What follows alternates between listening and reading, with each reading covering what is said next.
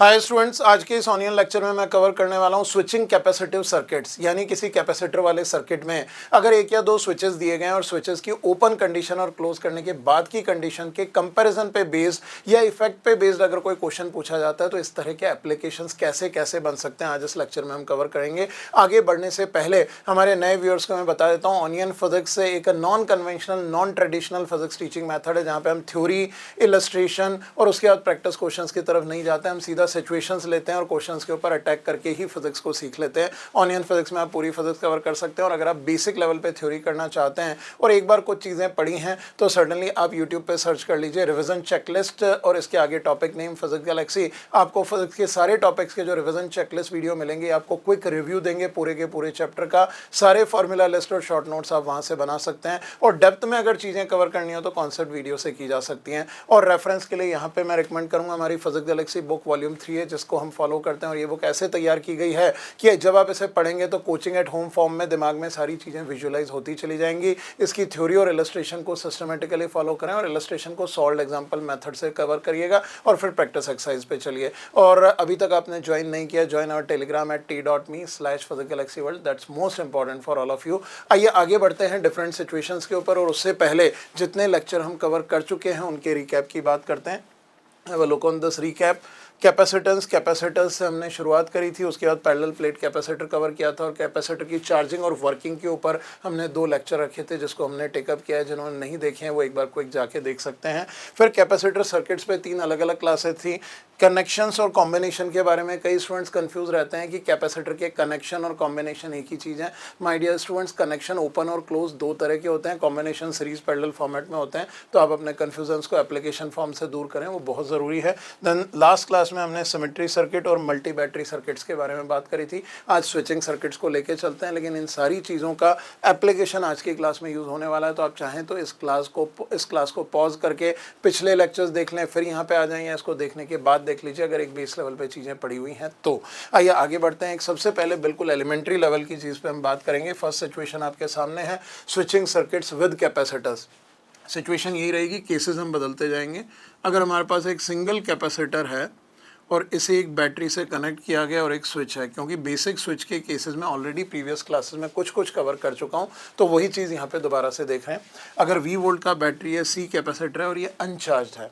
अब अगर हम यहाँ पे स्विच को क्लोज करते हैं तो इस बैटरी का पोटेंशियल डिफरेंस यहाँ अप्लाई हो जाएगा और बैटरी इसके चार्ज ट्रांसपोर्ट करेगी +Q -Q। थोड़ी देर बाद इसका पोटेंशियल जब V के बराबर होगा तो चार्ज फ्लो रुक जाएगा, जिसे हम कहते हैं स्टेडी स्टेट। और यहाँ पे steady state charge on capacitor can be return as CV। आप इस चीज़ को ध्यान में रखेंगे। और इस स्टेडी स्टेट चार्ज को अटेन करने में यहाँ से बैटरी में से फ्लो हुआ होगा चार्ज ΔQ = CV, यानी इतने इलेक्ट्रॉन्स इधर से इधर गए हैं या राइट से लेफ्ट में पॉजिटिव चार्ज गया है। तो बैटरी को कितना वर्क करना पड़ा होगा, ये करना पड़ा होगा CV × V will be CV²। This much amount of work is done by the battery in charging the capacitor. और कैपेसिटर में एनर्जी स्टोर हो जाती है U = ½ CV²। ये भी हम ऑलरेडी कवर कर चुके हैं। एक चीज़ और हमने कवर करी थी, इन केस ऑफ स्विचिंग अगर एक या एक से ज़्यादा कैपेसिटर्स हैं तो आप हीट कैलकुलेशन डायरेक्ट कर सकते हैं। That can be written as ΔQ² divided by 2C। इसको I लिख सकते हैं और we can also write it in form of summation from I = 1 to n if there are n capacitors। तो this formula directly gives you the heat produced in switching a capacitive circuit where ΔQi is on capacitor Ci, difference of charges before and after closing the switch। इन चीज़ों को दिमाग में बैठा के रखिए, चीज़ें already हम प्रीवियस क्लासेस में कर चुके हैं। आइए अब अलग अलग तरह के केसेस देखते हैं कि स्विचिंग के इफेक्ट्स क्या होते हैं। मैं बिल्कुल एलिमेंट्री लेवल से स्टार्ट करूंगा, स्टेप बाय स्टेप लेवल बढ़ाएंगे और लास्ट में एक OTBT लेवल का क्वेश्चन आपके लिए होमवर्क फॉर्म में होगा जो आपको सॉल्व करके कमेंट सेक्शन में आंसर पोस्ट करना होगा। आइए आगे बढ़ते हैं। पोजी क्लियर करें। थैंक यू भोजी।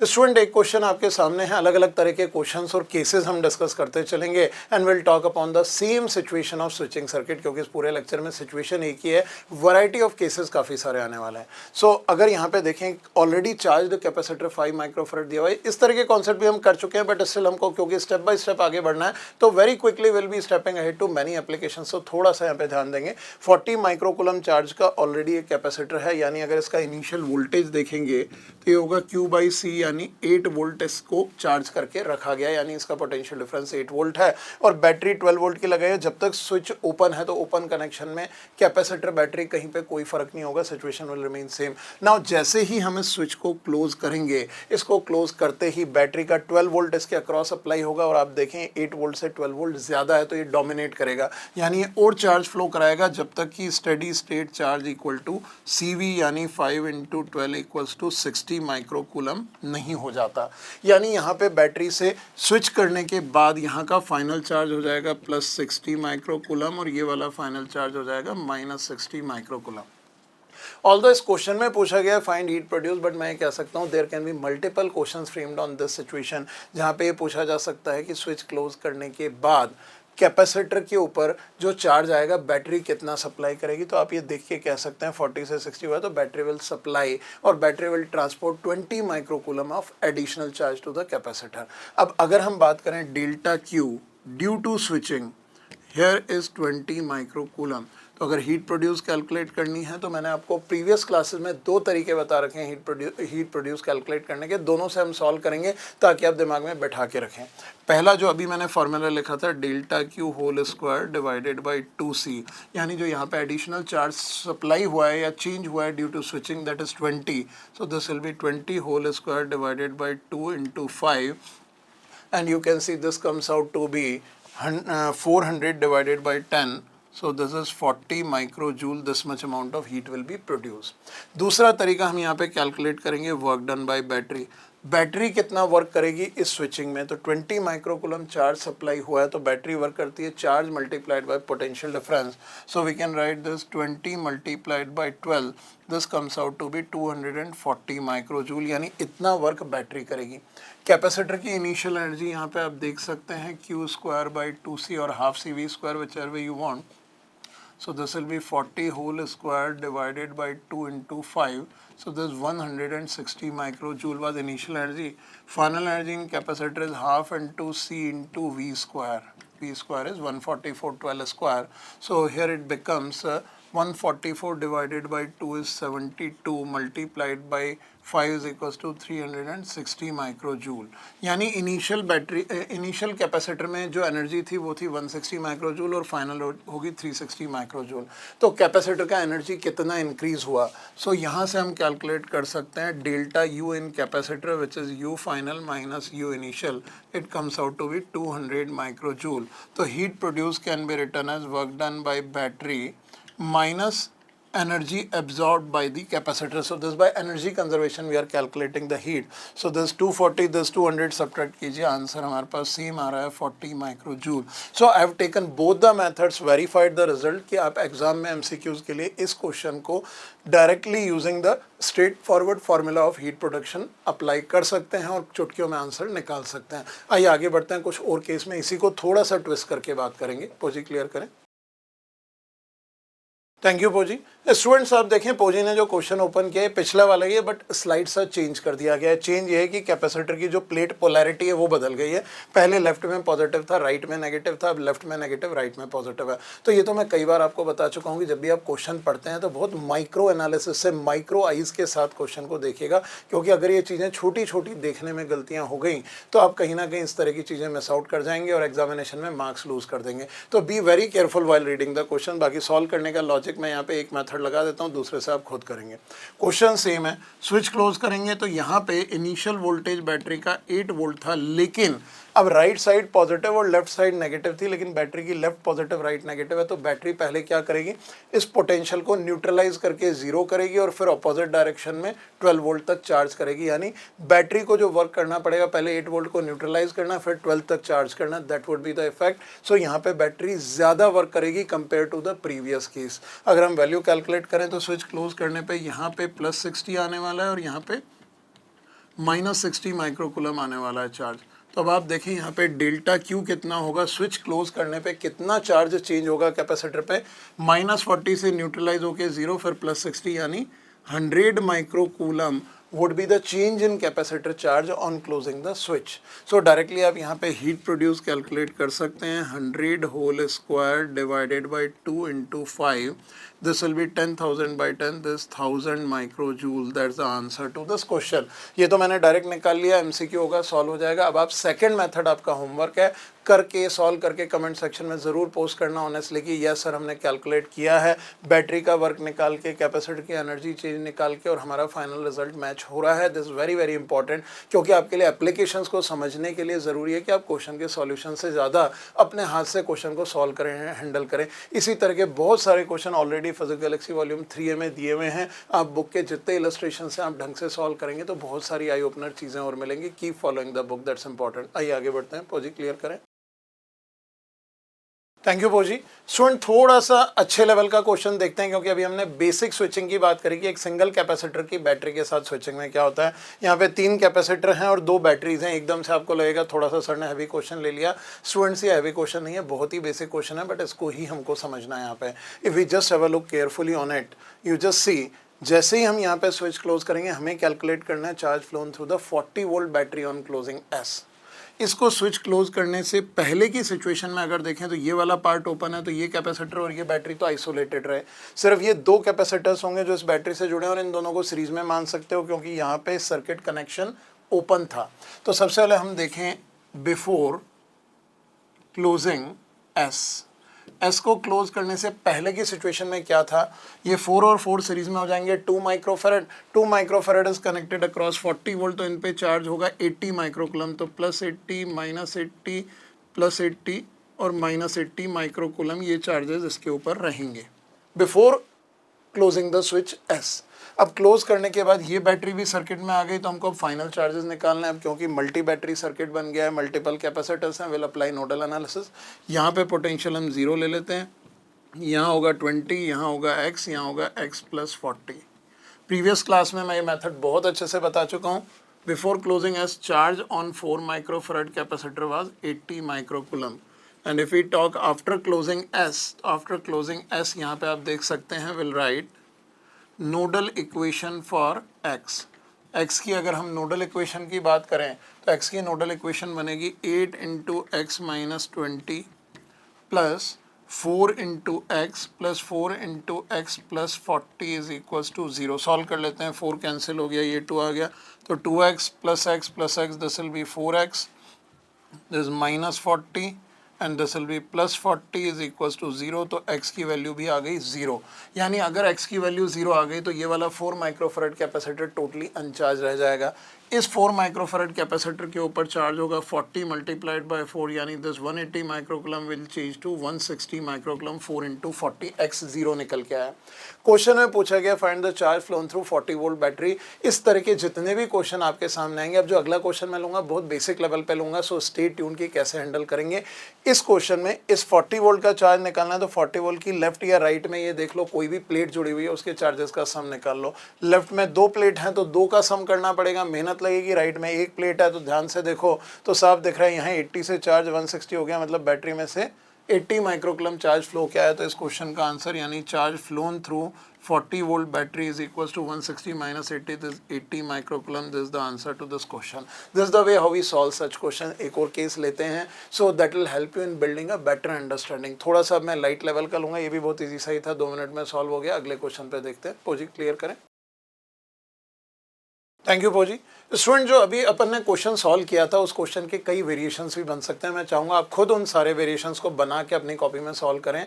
जैसे पिछले क्वेश्चन में ये आ सकता है स्विच क्लोज करने पे हीट कितनी प्रोड्यूस हुई, हमने 40 वोल्ट बैटरी में से कितना चार्ज फ्लो हुआ ये निकाला. जो बैटरी दूसरी रह गई थी उस बैटरी से कितना चार्ज फ्लो होगा 20 वोल्ट बैटरी से, ये भी निकालने को पूछा जा सकता है. तो ये सारी कैलकुलेशंस आप अपने आप निकालिए, कमेंट सेक्शन में डाल दीजिए, बाकी स्टूडेंट्स भी करके देखेंगे. तो एक डिस्कशन कर लीजिए अपना अंडरस्टैंडिंग बिल्ड करने के लिए, how you are able to manage with the switching circuits. तो ये कॉन्फिडेंस आना बहुत ज़रूरी है. आइए देखते हैं एक और क्वेश्चन पे. It says we are required to find the charge flow through battery when switch S is closed. S open है, लेकिन यहाँ पे जो है 9 माइक्रोफेरेड कैपेसिटर दिखाई दे रहा है, ये पहले से चार्ज करके रखा गया है. It is not initially अनचार्ज, this already charge. और जब तक ये स्विच ओपन है इस पे चार्ज इतना ही रहेगा. स्विच क्लोज करेंगे उसके बाद फर्क आएगा. तो हमको ये पूछा गया है कि इस बैटरी में से कितना चार्ज फ्लो होगा ऑन क्लोजिंग द स्विच. तो बैटरी के लेफ्ट साइड में ये वाली प्लेट है, राइट साइड में ये 2 प्लेट्स हैं.